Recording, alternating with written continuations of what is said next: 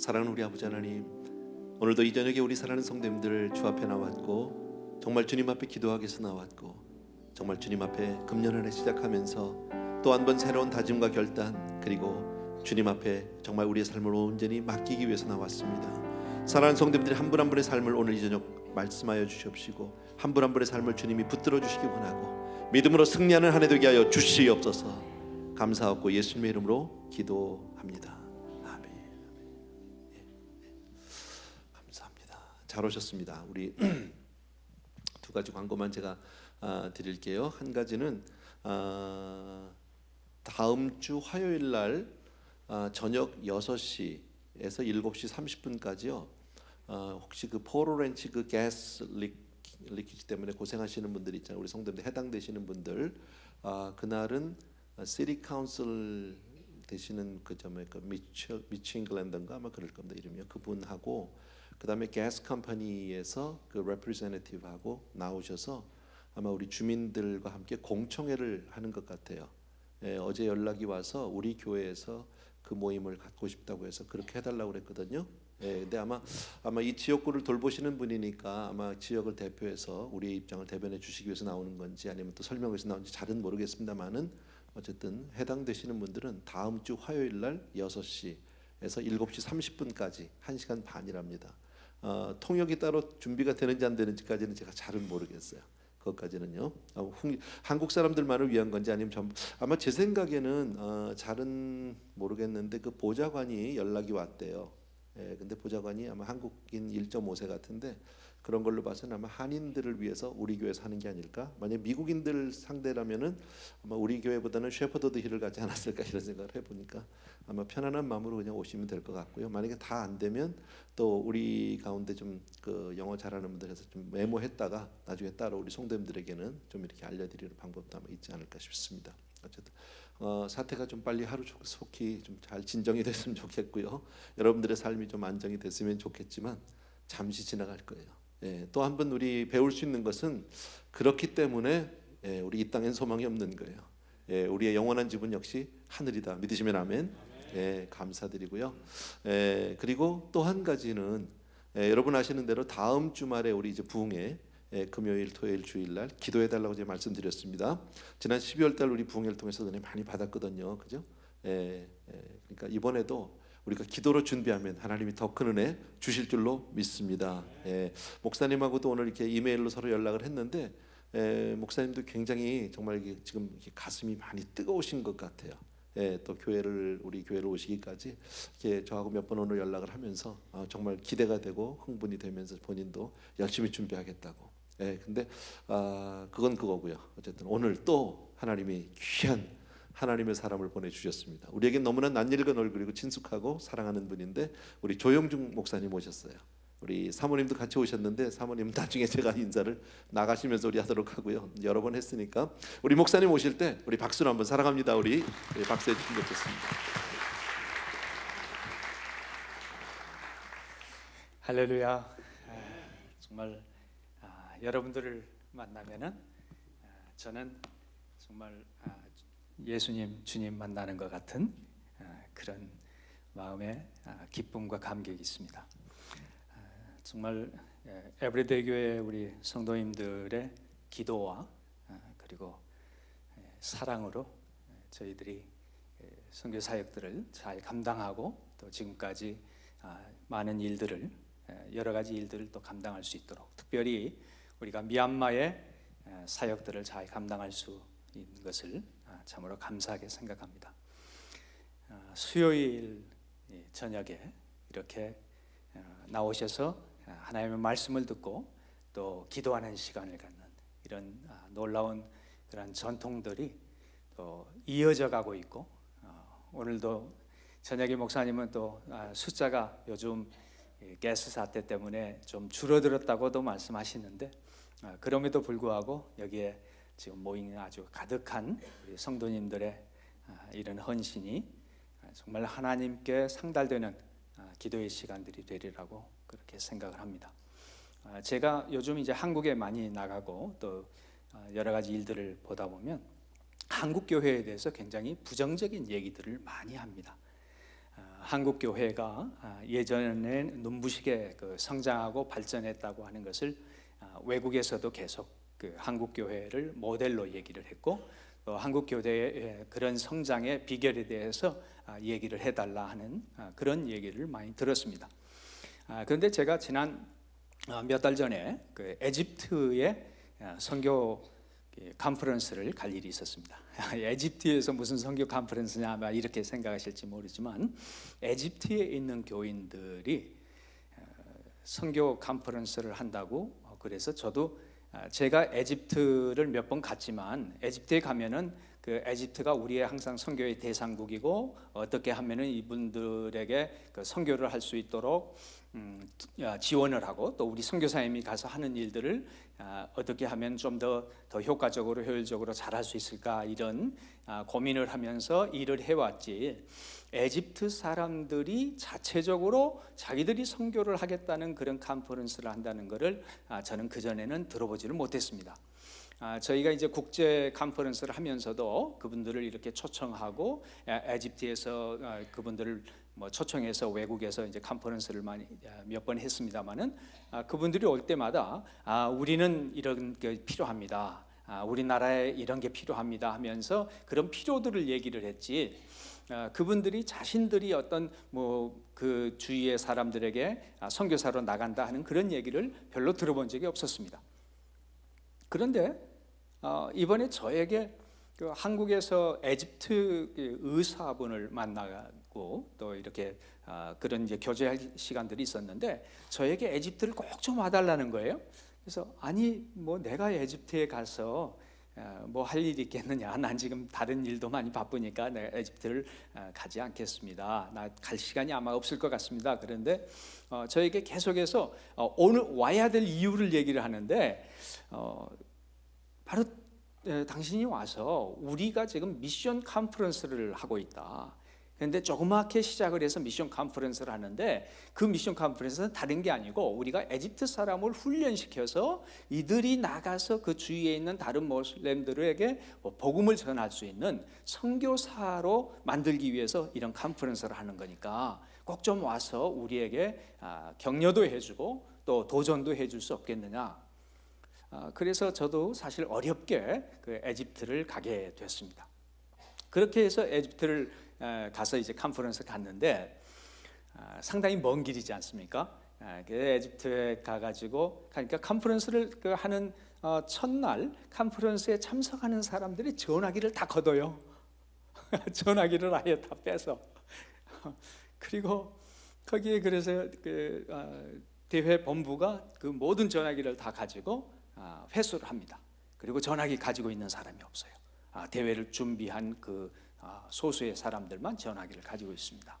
그리고 그 컨퍼런스를 진행을 하는데, 제가 정말 깜짝 놀랐습니다. 에집트 사람들이 그 선교사로 나가고 선교를 해야 된다, 우리가 선교를 해야 된다라고 하는 그 컨퍼런스를 하기 위해 모인 사람들이 한 1,150명이 정식 등록을 해서 모였어요. 1,000명 이상이. 그런 모임할 장소가 있느냐? 거기에는 콥틱 교회들이 보통 예전부터 있었기 때문에 에집트의 콥틱 교회, 큰 교회에 어떤 그 수양관 같은 걸 새로 짓고 있는데, 아주 굉장히 그 건물도 크고 거기에 기숙할 수 있는 그런 장소들도 아주 크게 계속 짓고 있어요. 4박 5일 동안의 그 컨퍼런스를 하는 동안 제가 깜짝 놀란 것은, 어떻게 하나님께서 이런 일을 이루고 계시는가. 거기서는 선교라는 얘기를 하질 않습니다. 미션이라고 하는 단어가 만약에 들어가면은 곧 그 모슬렘들이 선교라고 하는 단어 때문에 반응을 또 역반응을 가져올 수 있기 때문에 선교라는 이름을 하지 않고 거기는 스트림이라고 하는 사막의 강을 낸다 하는데, 그래서 Stream of the Living Water, 생수의 강, 생수에 흐르는 그런 강이다. 그리고 선교사를 뭐라고 부르냐면 스트림 워커다. 그러니까 거기서 그 얘기를 들으니까요, 이게 실감이 가요. 왜냐하면 지금 사막 한복판에서 모여가지고 여기에 물이 흐르게 한다라고 하는 그런 느낌이 성경에서 정말 얘기하는 사막에 강이 흐르게 한다고 하는 말이 정말 여기서는 생수의 강이라는 그 느낌이 들 정도로 이렇게 바로 받아들여졌습니다. 그 모임들을 하면서 제가 이제 그 모인 사람들에게 한국 교회의 그동안의 부흥과 한국 교회의 선교 운동 이런 것들에 대해서 보고를 할 기회가 있었습니다. 이제 그런 얘기를 하면서 쭉 우리가 정말 하나님의 은혜로 이렇게까지 한국의 교회가 성장을 했었고 또 이렇게 해서 우리가 지금 1970년에 이제 겨우 선교사들을 1907년부터 보내기 했지만 그래도 제대로 보내기 시작한 건 1970년, 80년대에 가서 이렇게 보내기 시작했는데 지금 현재는 2만 7천여 명의 선교사가 전 세계에 이렇게 170여 개국에 이상 나가서 사역을 하고 있습니다. 이런 이제 보고를 하고 정말 한국 교회는 하나님의 은혜로 이렇게 되었습니다. 이렇게 보고를 했는데 그리고 나서 이제 그 강의가 다 끝나고 전체 그 질문을 받는 시간을 가졌어요. 그 질문을 막 1000여 명이 모여가지고 또 질문을 하는 그런 강의 하는데 한 분이 이제 뭐 이런저런 질문을 해서 답을 하고 있는데 한 분이 손을 들더니 요즘 한국 교회가 성장하지 않는다는 얘기가 들리는데 그거 사실입니까? 거기서 참 창피할 정도로 얼마나 제가 지금 아주 우리 한국 교회가 이렇게 성장해가지고 이렇게 해서 선교사를 보내게 됐고 이 선교사가 지금 2만 7천여 명의 선교사를 내보내는 나라가 됐습니다. 그러는데 어떤 면에서 하나님의 은혜로 이렇게 됐습니다. 그러면서도 속으로는 그래도 우리 대단한 교회 아니냐, 한국 교회가 이만큼 그래도 했지 않느냐, 뭐 이런 생각이 없지 않아 속에 좀 자랑스럽게 있었는데 거기에서 얘기가 이제 한국 교회가 성장을 멈췄다고 하는 얘기가 들리는데 그것과 앞으로 선교의 방향은 어떻게 될 것 같습니까? 이게 아주 수준 높은 질문을 해서 제가 굉장히 당황했던 그런 적이 있습니다. 그만큼 이제는 전 세계의 교회들도 한국 교회가 성장의 모델로만 있는 게 아니라 이제는 뭔가 성장을 멈췄다고 하는 그런 얘기들을 자꾸 듣게 되고 그런 얘기를 하는 부정적인 얘기들을 듣게 됩니다.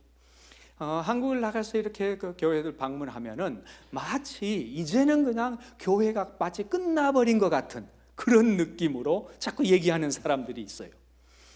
그리고 한국 교회가 정말 세계에서 가장 나쁜 마치 교회나 되는 것처럼 아주 한국 교회는 굉장히 심하게 타락을 하고 이렇게 했다는 그런 얘기들을 종종 언론이 아주 의도적으로 많이 이렇게 부풀려서 나오는 그런 얘기들을 참 듣습니다. 우리가 이제 그런 현실 가운데에서 그런 얘기들을 듣고 또 미주에 와서 우리 한인교회가 한참 부흥을 했던 그런 시기보다는 지금은 약간 좀 잠잠한 그런 부흥의 불길보다는 약간 좀 정체된 것 같은 그런 얘기들을 우리가 보면서 들으면서 우리는 마치 지금 이제 한국 교회의 이런 모습들이 정말 화려했던 좋은 시절은 다 간 것 아닌가? 이런 생각을 할 수도 있는 것 같아요. 많은 사람들이. 그리고 어제인가요? 어제 오바마 대통령이 유니언 State of the Union 스피치를 하면서 거기를 얘기를 하면서 이제 그 국회에서 얘기를 한 것을 저는 경청을 해서 다 듣지는 못했지만 그 일부를 이렇게 들으면서 그 뉘앙스가 뭐냐면 많은 사람들이 미국의 시대는 끝났다. 얼마 전에 미국은 이제 세계에서 이제는 끝난 것 같다. 이렇게들 얘기한 것 같지만 지금 와서는 전 세계 모든 일이 나면 자기가 우리한테 전화를 한다. 오바마 대통령한테 전화를 하려고 정말 애쓰고 미국의 군사력이라고 하는 것은 그 미국 다음에 다음 나라들의 군사력 6개를 합친 것보다 우리가 더 강하다. 그리고 결국은 지금 뭐 다른 사람들이 뭐 G2니 무슨 뭐 G7이 뭐 다 얘기를 하고 하지만 그래도 미국만 한 나라가 없다. 이러면서 아주 그 미국이라고 하는 나라가 아직도 이렇게 강하게 있고 또 앞으로 계속 그럴 것이다라고 하는 그런 뉘앙스의 그 스피치를 하는 것을 제가 어제를 들으면서 그런 생각을 해봤습니다. 자, 우리는 지금 우리가 당하고 있는, 우리가 있는 이 상황, 우리가 어떠한 곳에서 살고 있고 또 어떤 일들을 만나고 있고 또 어떤 앞으로를 바라볼 것인가 하는 이런 상황들을 때로는 우리는 굉장히 다른 시각에서 바라봄으로 말미암아 우리의 미래가 달라진다고 하는 것이에요. 오늘 한번 성경을 좀 보겠습니다. 여러분과 함께 제가 오늘 봉독하고 싶은, 읽고 싶은 이 성경은 고린도전서 1장 1절부터 9절까지의 말씀입니다. 고린도전서 1장 1절부터 9절까지 말씀을 제가 뭐 시간 전략하기 위해서 그냥 바로 같이 읽겠습니다. 하나님의 뜻을 따라 그리스도 예수의 사도로 부르심을 받은 바울과 형제 소스데네는 고린도에 있는 하나님의 교회 곧 그리스도 예수 안에서 거룩하여지고 성도라 부르심을 받은 자들과 또 각처에서 우리 주 곧 그들과 우리의 주 되신 예수 그리스도의 이름을 부르는 모든 자들에게 하나님 우리 아버지와 주 예수 그리스도로부터 은혜와 평강이 있기를 원하노라. 그리스도 예수 안에서 너희에게 주신 하나님의 은혜로 말미암아 내가 너희를 위하여 항상 하나님께 감사하노니 이는 너희가 그 안에서 모든 일 곧 모든 언병과 모든 지식에 풍족함으로 그리스도의 증거가 너희 중에 견고하게 되어 너희가 모든 은사에 부족함이 없이 우리 주 예수 그리스도의 나타나심을 기다림이라. 주께서 너희를 우리 주 예수 그리스도의 날에 책망할 것이 없는 자로 끝까지 견고하게 하시리라. 너희를 불러 그의 아들 예수 그리스도 우리 주와 더불어 교제하게 하시는 하나님은 미쁘시도다. 여러분 지금 고린도 교회에 편지를 쓰신 바울 사도는 바울이 이 고린도라고 하는 것을 너무나도 잘 알고 있습니다. 고린도 하면은 그 당시에는 정말 타락한 그러한 이 도시의 대표. 그래서 참 고린도화 된다 그러면은 아주 형편없는 그런 삶을 살고 있는 사람을 나타내는 그런 말이었습니다. 그 고린도에 있는 교회예요. 그리고 우리가 고린도 전서를 한번 쭉 읽어보면은 고린도 전서와 후서에 나오는 고린도 교회의 실상은 보면은 상당히 문제가 심각했던 교회였습니다. 그 교회가 분명히 고린도에서 만들어진 교회고 예수 그리스도를 믿는다고 하는 그런 교회였음에도 불구하고 고린도에 있는 사회의 문제들이 거의 그대로 교회 안에서도 나타났던 그런 고린도 교회였습니다. 그런데요, 그 교회를 바울 사도는 뭐라고 그러냐면요, 1절 2절을 한번 보십시오. 하나님의 뜻을 따라 예수 그리스도의 사도로 부르심을 받은 바울과 형제 소스데네는, 그러니까 지금 이 편지를 쓰는 사람을 지금 얘기합니다. 저자입니다. 그런데 고린도에 있는 하나님의 교회 곧 그리스도 예수 안에서 거룩하여지고 성도라 부르심을 받은 자들 그랬어요.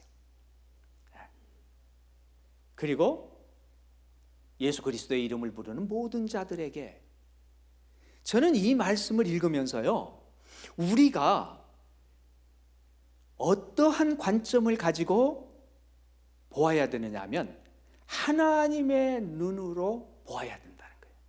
세상의 사람들이 생각할 때에는 고린도 교회에 어떤 면에서는 고린도 시의 사람들이 가지고 있는 모든 문제들을 다 포함하고 있는 교회였어요. 거기 뭐 고린도 전서를 쭉 읽어보면은 교회에서 문제들이 많았던 것을 보게 됩니다. 뭐 우상을 섬기는 문제가 가득했었고, 그리고 거기에는 참 우리가 그는 말로 표현하기 어려운 그러한 섹스의 문제, 뭐 여러 가지 문제들, 그리고 당을 짓는 이런 문제들이 가득했음에도 불구하고 그 교회를 뭐라고 바울은 보았느냐 하면 예수 그리스도 안에서 거룩하여 지고 성도라 부르심을 받은 자들이라고 부르고 있습니다. 저희들이 아무리 세상 사람들이 한국 교회에 대해서 얘기를 하고 우리 뭐 이민 교회에 대해서 얘기를 하고 이제는 미국의 교회들, 세계의 교회들에 대해서 부정적인 얘기를 하고 뭐 아무리 어떤 지적을 듣는다고 할지라도 우리 하나님께서 우리를 어떻게 보시느냐 하는 것은요, 마치 바울 사도가 지금 고린도 교회를 보면서 그의 예수 그리스도 안에서 거룩하여지고 성도라 부르심을 받은 자들이라고 보는 것처럼 우리도 하나님의 눈에서 하나님의 택하심을 받고 하나님의 부르심을 받은 하나님의 사람들이 모인 그리스도의 교회라고 보아야 합니다. 지금 현상에는 완전하지가 않은 거예요. 지금 바울이 고린도 교회의 문제들을 너무나도 잘 알고 있어요. 너무나도 잘 알고 있음에도 불구하고 바울은 그 고린도에 있는 교회를 얘기할 때에는 우리가 지금 그 현상만 얘기를 보는 것이 아니라 하나님께서 어떻게 고린도 사람들을 보고 있는가, 그것은 뭐냐면 하나님의 교회라는 거예요. 하나님의 교회. 그리고 그리스도 예수의 사도로 부르심을 받은 이 바울과 소스데네가 볼 때에는 그리스도 예수 안에서 이미 거룩하여지고, 여기에 단어가요, 이미 거룩하여지고예요.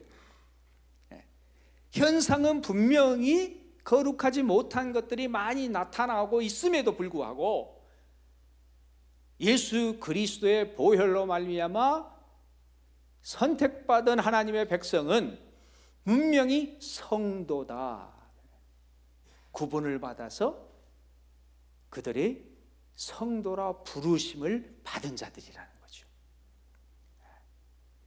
이런 눈이 우리에게 필요한 것 같아요. 세상의 사람들이 볼 때에는 이 깊이 있는 것을 볼 수가 없어요. 물론 우리들의 눈에도 그 현상에 나타나는 불완전한 요소들이 너무나 많이 나타나니까 그런 것을 보면 참 답답하고, 어떻게 이럴 수가 있느냐, 이걸 어떻게 교회라고 할 수 있느냐, 이것을 어떻게 하나님의 교회라고 부를 수 있겠느냐, 이것을 어떻게 거룩하여진 성도라고 부를 수 있겠느냐라고 생각되지만, 그럼에도 불구하고 바울 사도가 볼 때에는 하나님께서 그들을 택하여서 하나님의 교회로 세우셨고, 그들을 택하여서 하나님은 거룩하여지도록 예수 그리스도의 피를 뿌려주신 것이고, 그들이 곧 구분된 성도라는 것이죠. 우리는 어떤 교회, 우리가 봐야 할 것은 그 교회 밖의 현상을 보는 것이 아니라 하나님께서 택하신 교회예요. 하나님이 세우시는 교회예요. 예수 그리스도가 피 흘려주신 교회예요. 하나님이 특별한 목적을 위해서 부르신 성도들이 모인 교회라고 우리는 보아야 한다는 것입니다.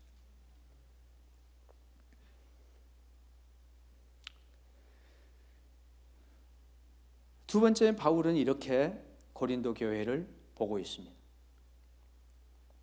고린도 교회의 고린도전서를 읽다 보면은 우리가 사랑장이 나오기 전에, 사실은 사랑장이라고 하는 이 고린도전서 13장이 나오기 전에는 12장, 11장 여기까지 나오는 것은 고린도 교회의 문제에 대해서 많이 얘기를 합니다.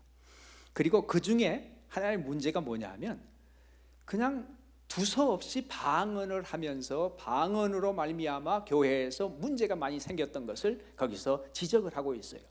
그래서 방언을 할 거냐 예언할 거냐, 방언보다는 예언이 더 낫다, 뭐 이런 얘기를 하면서 방언을 두서없이 해가지고 문제가 되고 하는 이런 것들을 많이 얘기를 하는데, 그러니까 많은 그 소위 은사를 받았다고 하는 사람들이 봐서 그 은사들이 오히려 문제를 일으켜 가지고 교회가 분란을 당하게 되고 그것 때문에 교회가 시끄러워진 이런 현상을 본 바울은 그 문제를 지적을 합니다. 그 다음에 여러 가지 문제들을, 그래서 그 문제를 어떻게 해결할 것인가 하는 그 이제 지시를 그 장에 가면서 하는데, 우리 1장에서는 이렇게 얘기를 해요. 4절 보십시오. 그리스도 예수 안에서 너희에게 주신 하나님의 은혜로 말미암아 내가 너희를 위하여 항상 하나님께 감사하노니 이는 너희가 그 안에서 모든 일 곧 모든 언병과 모든 지식의 풍족함으로 그리스도의 증거가 너희 중에 견고하게 되어 너희가 모든 은사에 부족함이 없이. 여기서 바울 사도는요, 고린도 교회가 사실은 모든 언병과 모든 지식과 이런 것들 때문에 문제가 가득 일어난 것을 알아요. 그것을 너무나도 잘 알고 있어요. 그럼에도 불구하고 바울 사도는 고린도 교회를 뭐라고 어떻게 보았느냐 하면, 그래, 여러분들에게 주신 하나님의 은혜가 오히려 풍성해서 모든 언병과 모든 지식의 풍족함으로 그리스도의 증거가 너희 중에 많이 나타나고, 그리고 모든 은사에 부족함이 없어서 정말 내가 감사한다.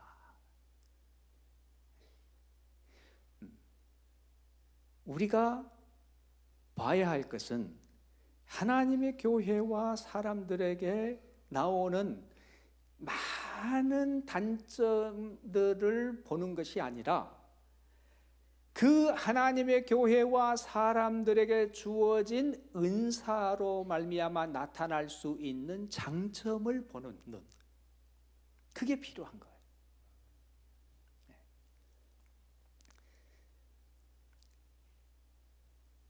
여러분들은 어떠신지 몰라도 저는 상당히 사람들의 단점이 잘 보여요. 뭐 그렇게 사람들이 보면은 약점들이 잘 보여, 장점보다는. 이게 아주 자연스러운 것 같아요. 그런데 바울 선교사가 이 고린도 교회를 바라보면서, 고린도 교회가 지금 뭐 방언하는 문제 때문에, 예언하는 문제 때문에 그들이 서로 여러 가지 무슨 은사가 많다 하면서 가득 그 문제로 가득 차 있는 고린도 교회를 바라볼 때 바울은 먼저 무엇을 보았느냐 하면, 야, 하나님이 저런 많은 은사를 주신 것, 그것이 감사한 거예요.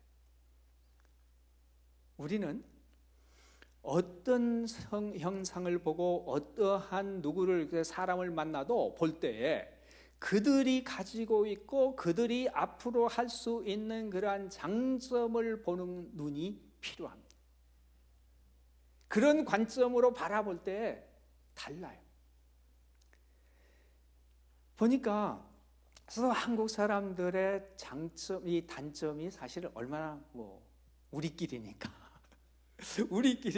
보면은 한국 사람들이 단점이 좀 많잖아요. 한국 사람들이 막 빨리빨리 맨날 빨리빨리 하다 보면은 그냥 적당하게 지나가는 그런 것도 너무 많고, 이러면서 한국 사람들이 서로 또 왜 그렇게 서로 싸우는지, 하여튼 그렇게들 서로 싸우고 그런 점들이 많아요. 그런데요, 제가 다른 나라에 가서 보면은 그 사람이 뭐라고 그러냐면, 참 한국 사람들은 그렇게 잘 뭉칩니까? 그래요. 한국 사람들은 그렇게 잘 뭉칩니까? 우리가 보면은 전혀 뭉치지 않은 것 같은데, 외국인들이 보면요, 한국 사람 같이 잘 뭉치는 사람들이 없어요. 전 세계에 제가 그랬습니다. 제가 우리 선교 운동을 하다 보니까, 선교 운동을 하면서 지난 2009년에 돌아가셨습니다마는 소천하신 랄프 윈터 박사님이 선교에 아주 대전략가시고 선교 운동에 아주 우리 세대에 가장 정말 뛰어난 일을 하셨던 그런 이제 랄프 윈터 박사님 계시는데, 그 윈터 박사님하고 얘기를 나눌 기회가 있어요. 그러면서 이제 쭉 저희는 자주 이제 얘기를 나눌 기회가 있었는데, 윈터 박사님 뭐 얘기하다가 우리 한국의 한국 선교사 협의회라고 하는 게 있습니다. 세계 한인 선교사 협의회. 거기에는 세계 한인 선교사 협의회라는 그 처음에 World Korean Missionary Fellowship이라고 그랬다가 지금은 이제 그냥 코리안을 더 앞에 나오자 해가지고 Korean World Missionary Fellowship이에요. 그래서 이런 게 있어서 그 미셔너리 펠로우십에서 선교사님들이 보통 4년에 한 번씩, 예전에는 시카고에서 모일 때에는 시카고 대회라고 해가지고 한인세계 선교대회에 선교사님들이 모여서 모임을 합니다. 그리고 이제 올해는 6월 달에 여기 아수사 퍼시픽 유니버시티에서 그 선교대회를, KWMC 대회를 합니다. 그런데 그 KWMC 대회를 하기 바로 전에 이제 우리 선교사 모임을 먼저 해요. 근데 그때 그 모임을 하는데 우리가 보통 한 1,000명 정도의 선교사가 모입니다. 한인 선교사들이. 그래서 한인 선교사가 먼저 모여서 한인 선교사 대회를 먼저 하고, 그리고 나서 이제 KWMC 한인 대회를 우리가 전체 모여서 보통 한 4,000명, 5,000명 이렇게까지 모이는 그런 이제 선교 대회를 하는데, 이번에 이제 서부로 처음에 옮기게 됐어요.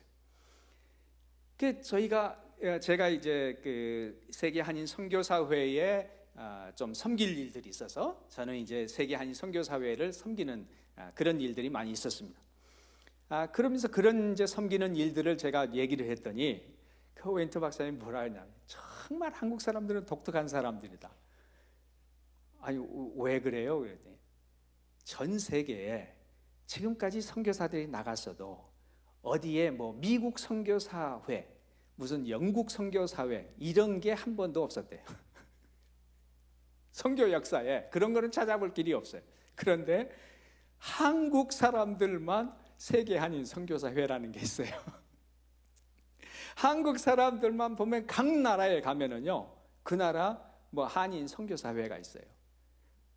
필리핀, 뭐 러시아, 뭐 무슨 미얀마, 뭐 어디를 가도 선교사가 몇 명만 되면은 다 선교사회, 한인 선교사회 해가지고 선교사회를 모여요. 그런 것을 보면서 정말 한국 사람들은 독특한 사람들이다. 사실 다른 나라 사람들, 필리핀에서도 나가도 아무리 해도 필리핀 사람들이 모여가지고 뭐 우리 필리핀 무슨 회 이런 거를 만들지를 않습니다.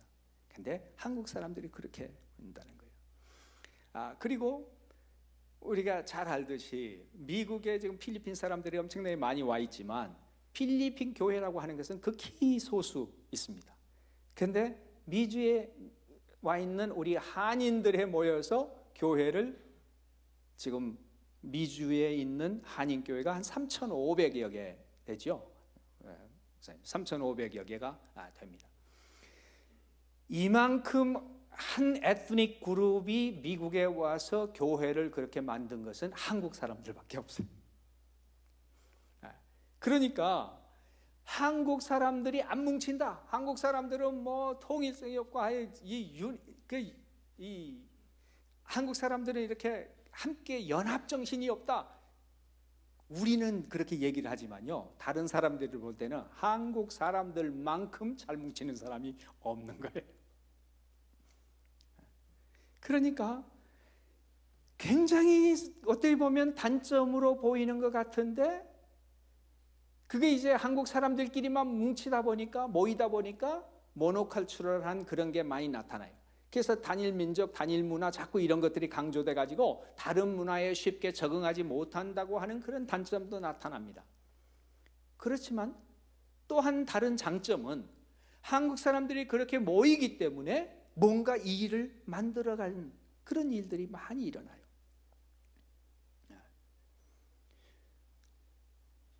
우리가 어떤 현상을 볼 때에 단점을 찾아내서 그 단점을 너무 강화시키면 그것은 결코 발전하기가 어려워요. 물론 우리가 아주 비판적인 그런 사고방식을 갖는 것은 좋지만 그것이 심히 부정적으로 비판만 해가지고는 거기서 발전하지를 않습니다. 저는 이 고린도 전서를 쓰는 바울 사도의 그 심정을 한번 생각해 봤어요.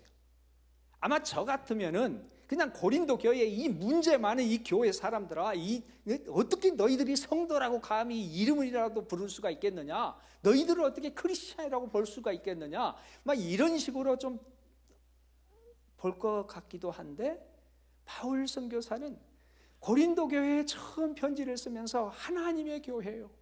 예수 그리스도 안에서 거룩하여지고 성도라 부르심을 받은 교회다. 이렇게 얘기하면서 당신들의 여러 가지 문제점을 보면은 하여튼 하나도 내세울 게 없다. 하나도 좋은 게 없구나. 이렇게 얘기할 수가 있을 건데도 바울 선교사는 너희들의 언변이 뛰어나다. 너희들의 지혜가 뛰어나다. 여러 가지 은사를 받아가지고 그 은사를 하나님이 많이 주셔서 얼마나 좋으냐. 이렇게 보셨다는 거예요. 제가 이제 필리핀에 가서 사역을 하는데 필리핀에 가니까 필리핀 사람들이 정말 답답해요. 답답하다는 게 제가 필리핀 첫날 도착을 했는데 필리핀 사람들이 공항에 저를 마중 나오기로 하고 갔거든요. 30분 기다려도 안 나오고 1시간 기다려도 안 나오고 결국은 3시간 반 만에 나왔어요. 그 모르는 나라에 공항에 처음 들어갔는데 3시간 반을 언제 올지도 모르는 걸 기다린다고 하는 게 사람을 정말 지치게 만들어요. 아니 그러니까 첫 인상부터가 그런 거예요. 그렇게 하고 필리핀 사람들을 만나는데 사람들 같이 일을 하면요 정시간에 이렇게 잘 오는 사람들이 별로 없어요. 그리고 시간이 꼭 늦어요. 그러면서 늦으면은 얘기합니다. 트래픽이 있었다고. 무슨 이유, 하여튼 이유를 대요. 그러면 우리가 그 이유가 정말 그 이유가 맞느냐라고 물어보면은 그거는 완전히 바보짓이에요.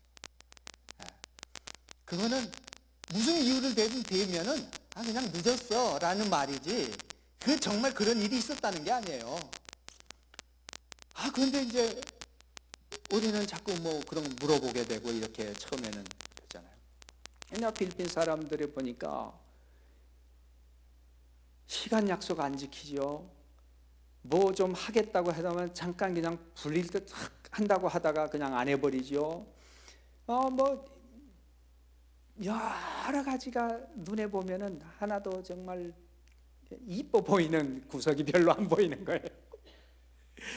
그런데 이 필리핀 사람들하고 같이 이렇게 이제 지내면서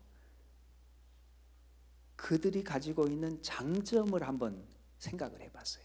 그랬더니 우리 한국 사람들은 뭐든지 빨리 하다가 안 되면은 그냥 금방 막 성질도 내고 하는데 제가 필리핀 사람하고 같은 집에서 한 5년을 같이 살았거든요. 그 5년을 한 집안에서 앞집 뒷집으로 이렇게 우리가 뒷집에 살고 그 앞집에 사는데 5년 동안 살면서 그 집에서 큰 소리 나는 것을 들어본 적이 없어요. 이 사람들은 다 어떻게 목소리가 안 나나? 무슨 다투거나 싸우거나 이런 적이 없어요. 한국 사람은 형제들끼리도 그냥 막 소리 지르고 싸우고 한 번씩 해야 사람이 산 것 같은 그런 느낌이 드는데 그리고 나서 친구들끼리도 싸우면서 친구 된다 이런 얘기들 맨날 하고 이러는데 필리핀 사람들은요 싸우거나 큰 소리 내거나 이런 적이 없어요. 그러면서 사람들은 항상 다른 사람에게 이렇게 잘 대하려고 Smooth Interpersonal Relationship이라고 SIR이다 이렇게 얘기하는데 다른 사람들과의 관계를 중요시하기 때문에 그 좋은 관계를 유지하기 위해서 조금 거짓말을 해도 그게 그냥 통하는 그런 사회예요. 그러니까 관계가 더 중요하니까 사실을 사실대로 얘기 안 했다고 해서 그거 가지고 왜 거짓말했냐 이렇게 얘기하면은 굉장히 이상한 거죠. 그런데 이 사람들은요, 한국 사람들은 영어를 아무리 배워도 영어가 이게 입에 딱 달라붙지를 않는데 필리핀 사람들은 발음은 이상한 것 같은데 영어를 진짜 자기네 말같이 해요. 예, 잘해요. 근데 영어만 잘하는 줄 알았더니 보니까 자기네 말 따갈록 잘하지.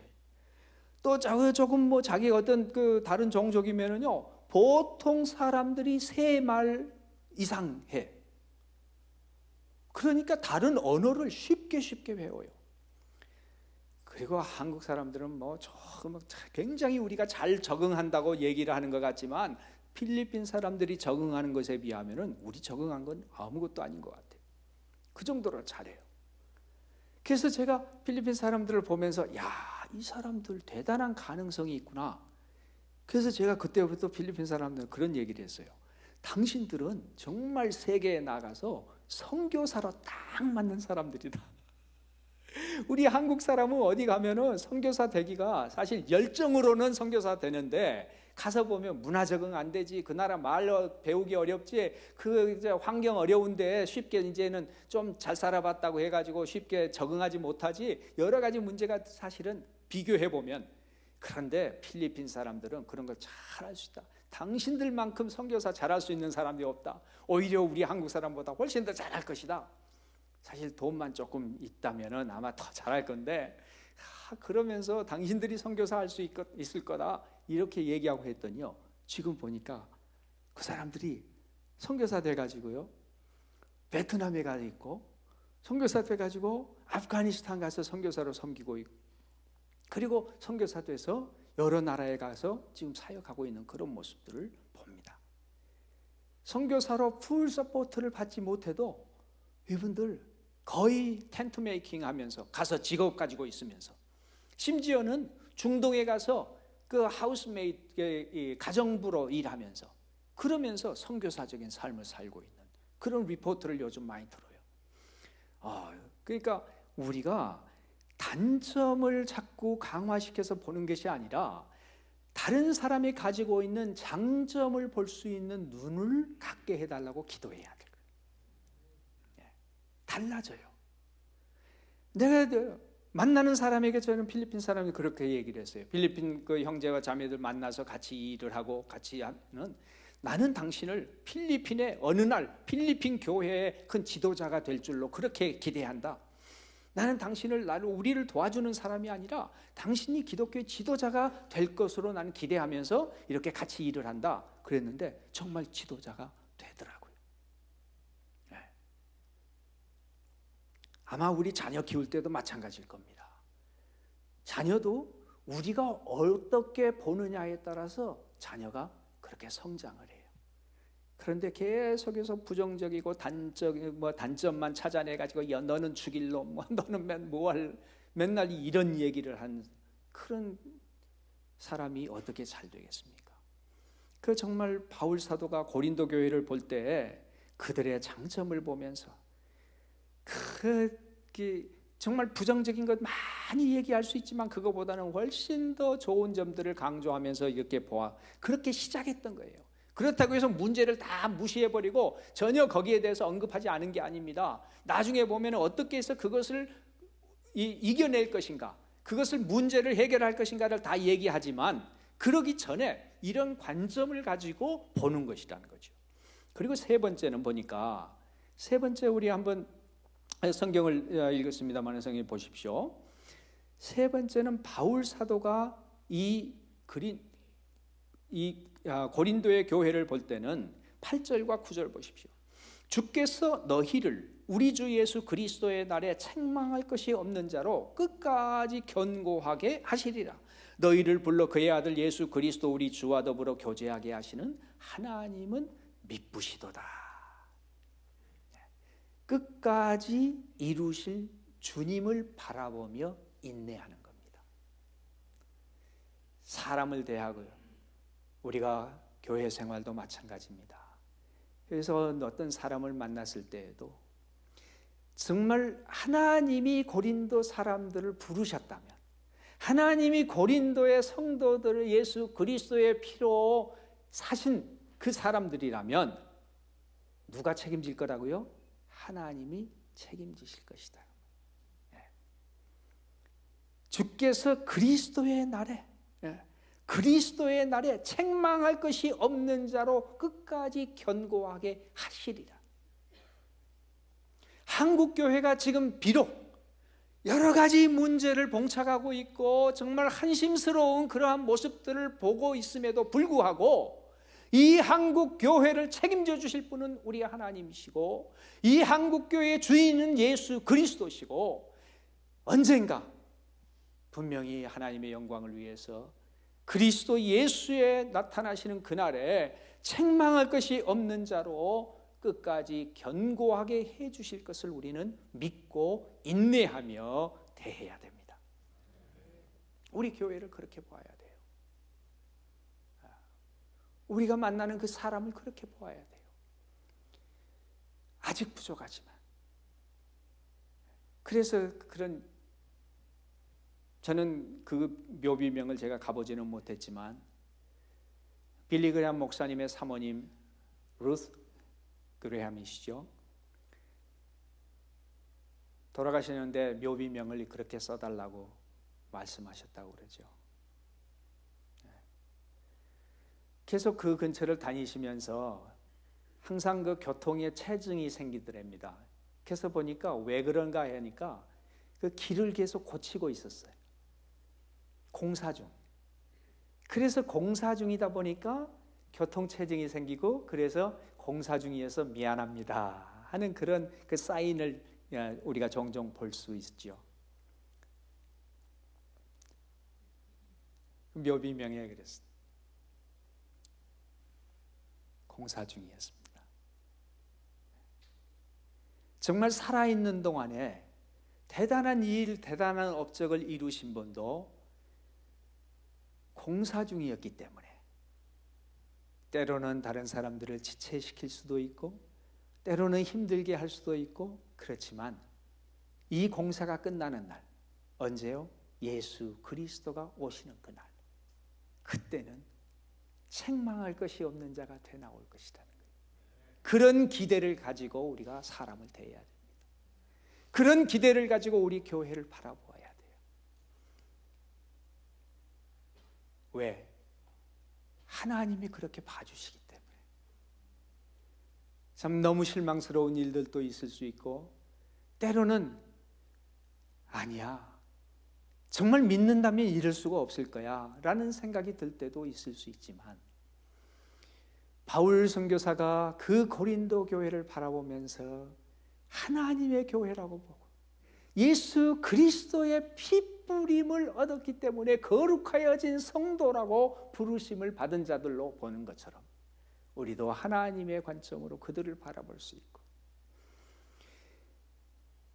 정말 단점들이 많이 있음에도 불구하고 그것을 장점으로 볼 수 있는 그 눈을 가지고 부정적인 것이 아니라 긍정적인 눈으로 바라볼 수 있고 그리고는 지금은 소망이 없는 것 같지만 아직 공사 중이어서 예수 그리스도의 그 날까지 책망할 것이 없는 것으로 만들어져 나올 그때를 바라보면서 하나님이 책임져 주실 거야. 왜요? 9절에 보면은 너희를 불러 그의 아들 예수 그리스도 우리 주와 더불어 교제하게 하시는 하나님은 미쁘시도다. 미쁘신 하나님 때문에 우리가 그렇게 볼 수 있어야 될 것입니다. 저희도 사역하면서 미얀마에 지금 지난 3년을 우리 에브리데이 교회와 함께 우리가 DC에 있는 학생들을 대하고 우리 미얀마의 형제 자매들과 같이 일을 해오면서 때로는 막 답답할 때가 너무나 많아요. 내가 기대하고 이렇게 기대한 만큼 열심히 그래도 뭔가를 하겠다고 하는데 해왔는데 그렇게 발전하는 것 같지가 않고 그 기대한 만큼 성장하는 것 같지가 않고 그렇게 성숙해 간 것 같지가 않고 정말 그래서 때로는 제가 아이고 에브리데이 교회 성도님들이 그렇게 기도하시면서 우리를 이렇게 많이 지원을 해주고 하는데 이런 모습이 너무나 안타까울 때가 있지만 저는 이 고린도 교회를 보시는 바울 선교사의 서신을 읽으면서 다시 한번 그래요. 하나님 정말 하나님께서 그 어려운 환경 가운데에서 그래도 하나님의 교회로 그들을 부르시고 예수 그리스도의 피뿌림으로 거룩하여진 성도라고 부르시고, 그들 그 어려운 환경에서도 그래도 그만큼 살아날 수 있도록 하나님이 은사들을 주시고 이렇게 또 키우시려고 하는데, 예수 그리스도의 날까지는 책망할 것이 없는 자로 하나님이, 미쁘신 하나님께서 그들과 함께 교제하시고 또 우리와 함께 교제하게 하셔서 그리스도의 형상으로 만들어 주실 것을 기대하면서 일들을 감당해 가고 있습니다. 참 많은 나라들 여러 사역들을 합니다. 너무 감사한 것은 최근에 네팔에서도 그 네팔에 있는 아이들이 참 소망이 없이 그렇게 살아왔고, 지진 피해로 모든 것을 다 잃어버린 그런 사람들 가운데에서도 지금은 점점 하나님의 사랑이 무엇인가를 들으면서, 느끼면서, 깨달으면서 이제 복음에 대해서 문이 열리는 그러한 모습들을 바라봅니다. 우리는 정말 부정적인 그런 얘기들을 많이 듣는 가운데 있지만, 지금 우리 한국 교회를 바라보는 것보다 한번 100년 전에 우리 한국을 찾아왔던 루비 캔드릭이라고 하는 여자 선교사님이 부모님에게 편지를 쓴 것을 제가 여러분에게 잠깐 읽어드리도록 하겠습니다. 아버지 어머니, 이곳 조선 땅은 참으로 아름다운 곳입니다. 모두들 하나님을 닮은 사람들 같습니다. 선한 마음과 복음에 대한 열정으로 보아 아마 몇십 년이 지나면 이곳은 예수님의 사랑이 넘치는 곳이 될 것 같습니다. 저는 복음을 듣기 위해 20km를 맨발로 걸어오는 어린아이들을 보았을 때 그들 안에 있는 하나님의 사랑 때문에 오히려 위로를 받습니다. 거의 110여 년 전에 한국 땅에 왔던 그 어려운 환경, 조선 땅, 그 조선 사람들을 바라보면서 아마 몇십 년이 지나면 이곳은 예수님의 사랑이 넘치는 곳이 될 것 같습니다 라고 보았던 루비 캔드릭처럼,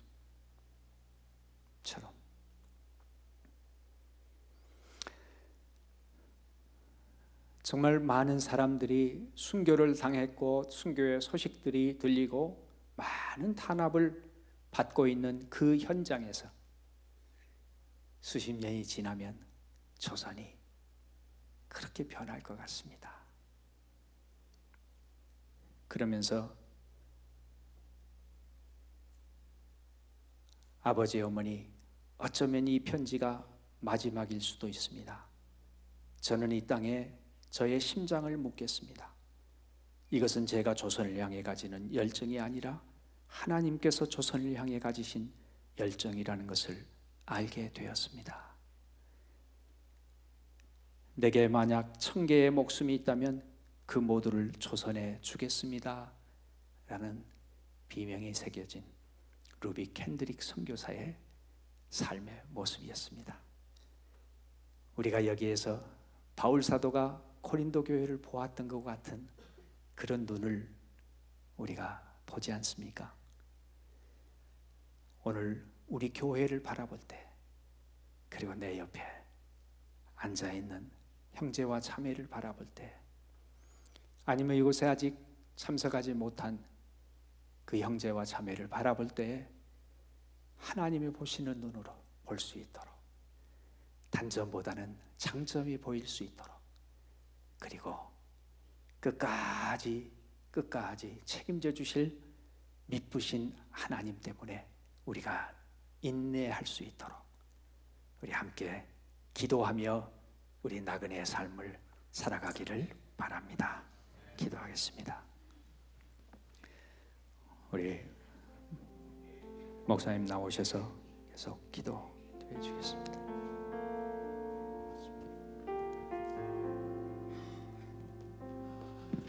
우리 찬양 하나 드리면서요, 우리 오늘 목사님 통해서 들려진 말씀들 잠깐 마음속으로 여러분이 좀 정리를 해주셨으면 좋겠습니다. 크게 보면 제가 정리한 것은 하나님의 눈으로 보자는 겁니다. 우리가 금년을 살면서 우리 새롭게 우리 자세를 또 새롭게 하고 우리가 만물을 쳐다보고 사람을 바라보고 세상을 바라볼 때 하나님의 눈으로, 지금 현재 보이는 현실이 아니라 하나님이 누시는 보는 눈으로. 고린도 교회가 부족하지만 하나님이 그렇게 보셨다. G 메이저로 해주시면 되고, 내 구주 예수를 우리 같이 드리려고 그래요.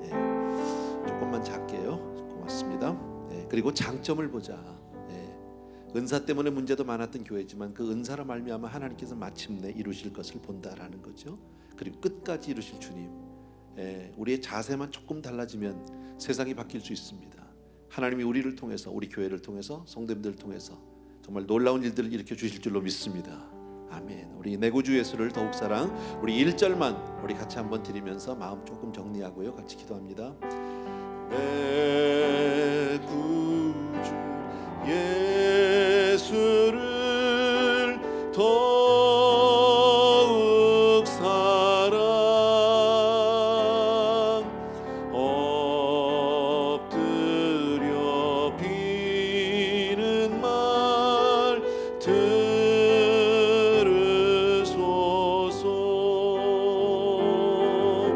내 진정 소원이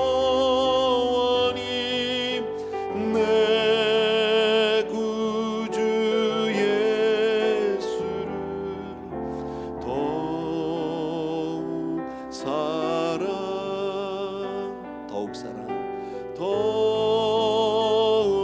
사랑. 다시 한 번만 우리 1절이요. 내 구주 예수를, 불 조금만 우리 낮춰주면 좋을 것 같아요. 예수를 더욱, 나 말고요, 여기 성도님들 쪽에 고맙습니다. 엎드려 비는 말 들으소서.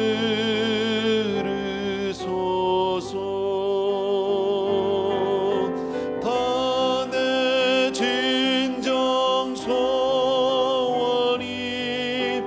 내 구주 예수를 더욱 사랑, 더욱 사랑. 아멘, 아멘. 오늘 주신 말씀 다시 한번 기억하면서요, 이것을 우리에게 적용하길 원합니다. 하나님, 우리가 금년 정말 이렇게 믿음으로 시작하면서 정말 하나님의 눈으로 우리가 만물을 보고 내 주변을 볼 수 있도록 그런 하나님의 사람 되게 해 주옵소서. 부족한 것이 많이 보인다 할지라도 하나님, 주님의 눈으로 바라보고 거룩하다, 거룩하다, 이렇게 우리가 말씀드릴 수 있는, 그렇게 우리가 고백할 수 있는 사람 되게 해주시고, 그리고 정말 장점을 바라보는 사람, 그리고 또 끝까지 주님이 이루실, 우리가 이루는 것이 아니라 주께서 하실 일을 바라보고 미리 감사하는 저와 여러분 되길 바랍니다. 하나님, 우리가 그런 사람 되게 해주옵소서 하는 마음으로 우리 기도해 주시기 바라고요. 한 가지 더 기도 제목은 우리 조영중 선교사님과 글로벌 호프를 위해서 이 시간 한번 기도했으면 좋겠습니다. 정말 우리 사랑하는 조 목사님이요, 얼마나 정말 열심히 정말 힘들게 일을 감당하고 계시는지 모릅니다. 어쩌면 오늘 이 설교가 저는 목사님의 고백이라고도 생각합니다. 그렇게 열심히 다니시고, 그렇게 정말 세계가 좁다고, 그렇게 정말 오늘은 이곳 내일은 저곳 다니시면서도 금방 내 눈앞에 많은 열매가 보여지진 않을 겁니다. 그러나 눈물로 씨앗을 뿌리면 분명히 거둘 날이 있습니다. 기쁨으로 거둘 날이 있는 줄로 믿습니다. 우리 이 시간에 주여 한번 부르짖고 나서 우리 한 목소리로 간절히 나 자신과 우리 조영중 목사님 그리고 글로벌 호프를 위해서 함께 중보하는 시간 같습니다. 같이 한번 기도하겠습니다. 주여! 할렐루야. 사랑하는 우리 아버지 하나님, 은혜를 진심으로 감사를 드립니다. 아버지 하나님께서 주여 정말 우리 사랑하는 성도님들과 더불어서 이 시간 간절히 간구합니다. 주님 주신 말씀을 오늘 기억합니다. 아버지 하나님, 주님 너무나도 아버지 하나님 좋은 말씀을 허락하여 주셨습니다. 아버지 고린도 교회를 통해서, 고린도서를 통해서 하나님 우리에게 아버지 하나님 주여 정말 믿음으로 우리 자신을 볼 수 있도록 도와줌을 진심으로 감사를 드립니다. 나의 사랑하는 우리 아버지 하나님, 능력의 우리 아버지 하나님, 무슨 일이 있어도 주여 정말 하나님의 눈으로 세상을 볼 수 있도록 도와주기 원하고, 나 자신을 바라볼 수 있도록 도와주기 원합니다. 나를 바라보고 세상을 바라보고 이웃을 바라볼 때 한숨. 사랑하는 아버지, 오늘 특별히 사랑하는 우리 목사님, 어쩌면 우리 가족 같은 목사님 오셨습니다. 그리고 고린도서의 말씀을 통해서 어쩌면 지치고 정말 앞이 보이지 않는 그런 선교사의 삶, 사역자의 삶이지만 그 가운데 또 말씀을 통해서 위로를 얻고 힘을 얻고 오늘 그 말씀을 우리에게 함께 나눠 주셨습니다. 얼마나 감사한지요. 정말 삶이 아버지의 배어난 말씀이기에 우리에게 감동이 되고 은혜가 됩니다. 아버지, 우리의 시선을 금년 한 해 동안에 바꿔주옵소서. 금년에는 우리가 정말 하나님의 눈을 갖게 하시고 하나님의 마음을 갖게 하시고 아버지 하나님, 주님이 하셨기에 마침내 이루실 주님의 그 은사를 보고 감사하는 사람 되게 하시고 끝까지 이루실 하나님의 열심을 우리가 보게 하여 주옵소서. 우린 너무나도 부족합니다. 사랑하는 성도님들이 금년을 시작하면서 우리가 교회적으로 정말 작은 결단이지만 하나님 앞에 내려놓기를 원합니다. 아버지, 결단하게 하여 주옵소서. 두려워하지 않게 하시고 정말 아버지 하나님 앞에 믿음으로 발걸음을 떼게 하여 주옵소서. 그래서 한 걸음씩 한 걸음씩 주와 동행할 때 금년을 살아가는 그 끝자락에는 아버지여, 우리의 변화된 모습을 분명히 하나님 앞에 드릴 수 있으리라 믿습니다. 그리고 후회하지 않고 오히려 감사하고 더욱더 주 앞에 헌신할 수 있는 우리 모든 성도님들 되리라고 믿습니다. 은혜를 베풀어 주시옵소서. 또 우리가 살아가면서 많은 어려움과 아픔들이 있지만 아버지 하나님, 그것이 사망한 너의 쏘는 것이 어디 있느냐, 어떤 경우에도 그리스도의 사랑에서 우리를 끊을 자가 없음을 믿고 오늘도 감사하고 하나님께 찬양하는 우리 성도님들 다 되게 하여 주시옵소서. 이제는 우리 주 예수 그리스도의 은혜와 하나님 아버지의 극진하신 그 사랑하심과 성령님의 오늘도 기름 부어주시고 위로하시고 붙들어 세워주시고 오늘도 걸음걸음 동행해 주시는 놀라운 은총이 이 자리에 있는 모든 사랑하는 성도님들을 위해 금년을 믿음으로 담대하게 발걸음을 딛는 모든 성도님들을 위해 이제로부터 영원토록 함께 계실지어다.